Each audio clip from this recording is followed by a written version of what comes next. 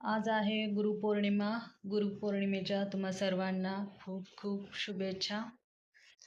अनेक वेळा आपल्याला काही लोकांकडून शिकायला भेटते, आपल्या जवळच्याकडून शिकायला मिळते किंवा परिस्थिती आपल्याला खूप काही शिकवते.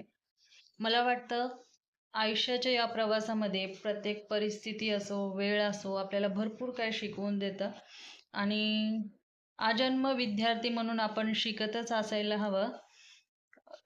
केव्हा सक्सेस मिळेल किंवा नाही मिळेल हे दुसरी गोष्ट आहे. पण प्रयत्न हे सतत चालू ठेवायला हवेत. Welcome to my vlog. माझ्या आजच्या दुसऱ्या ब्लॉग आहे.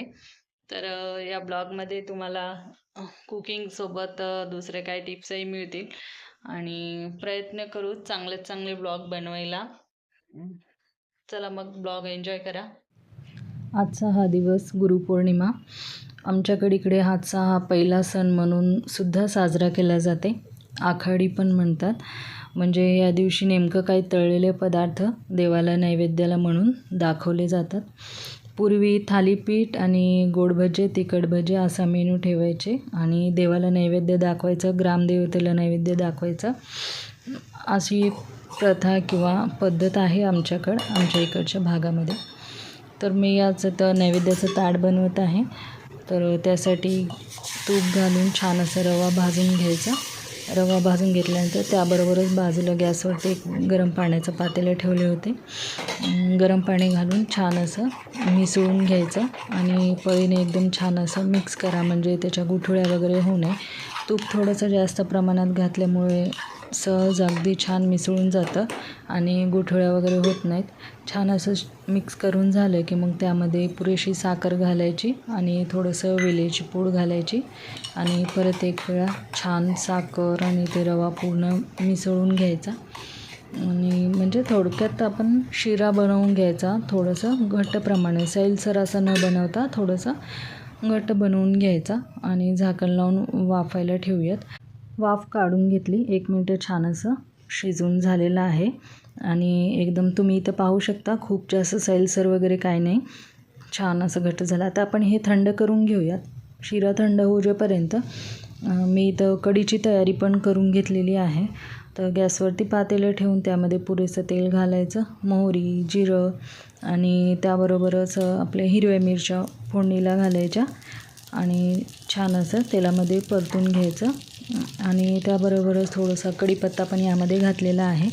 तर कढी बनवण्यासाठी शिरा वाफेपर्यंत मी दह्यामध्ये थोडंसं बेसन आणि लाल तिखट, जिरं पूड घालून मिसळून घेतलेलं होतं.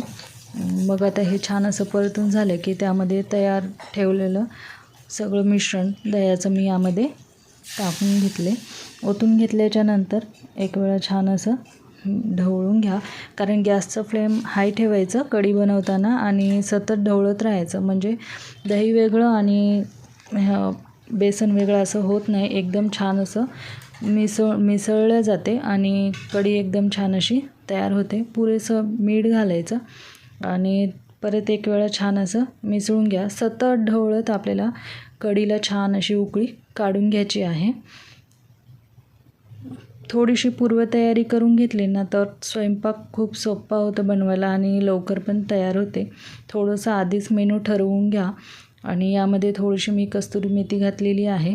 तुम्हाला आवडत असेल तर घाला, नाही तर तुम्ही स्किप करून टाका. कोथिंबीरही घालून घेऊ शकता. छान असं कमी वेळेमध्ये पटापट असं आपली ताकाची कढी तयार आहे. कन्सिस्टन्सी चेक करा. तुम्हाला जर थोडी पातळ हवी असेल तर तुम्ही या ठिकाणी थोडंसं पाणी घालून परत छान असं उकळी काढून घेऊ शकता. छान असं ढवळत कढी शिजवून घेतलेली आहे. आता आपण हे कढीला एक उकळी आली, आता आपण हे बंद करून बाजूला ठेवून घेऊयात. शिरा पण छान गार झालेला आहे. मग मळलेला पिठाचा गोळा घ्यायचा आणि लहान लहान एकदम छान अशी गोल अशी वाटी तयार करून घ्यायची आहे. वाटी तयार करून घेतल्याच्यानंतर त्यामध्ये थंड झालेला थोडासा शिरा घ्यायचा आणि त्याचा पण गोळा बनवायचा. छान असं बॉल बनवून घ्या.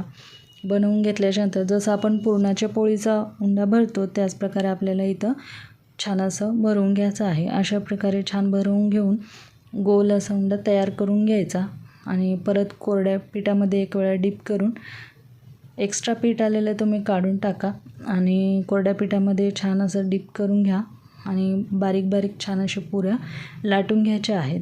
ह्या पुऱ्या दिवसभर छान मऊसूद असतात आणि कमी वेळेमध्ये पटकन बनतात आणि खायला पण खूप चवदार लागतात. आणि अशा प्रकारे गोड शिरापुरीसोबत माझा आषाढ तळणंसुद्धा झालेला आहे आणि नैवेद्यासाठी पण खूप छान आहे. लहान मुलापासून ते वयस्कर अगदी म्हाताऱ्यापर्यंतसुद्धा खायला आवडेल आणि खूप नाजूक आणि मऊ असतात. छान गरम तेल करून घ्यायचं. कडक गरम तेलामध्ये ह्या पुऱ्या तळून घ्यायच्या.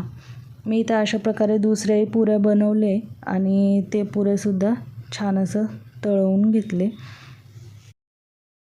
नैवेद्यासाठी म्हणून मी मसाले भात अगोदरच बनवून घेतला होता.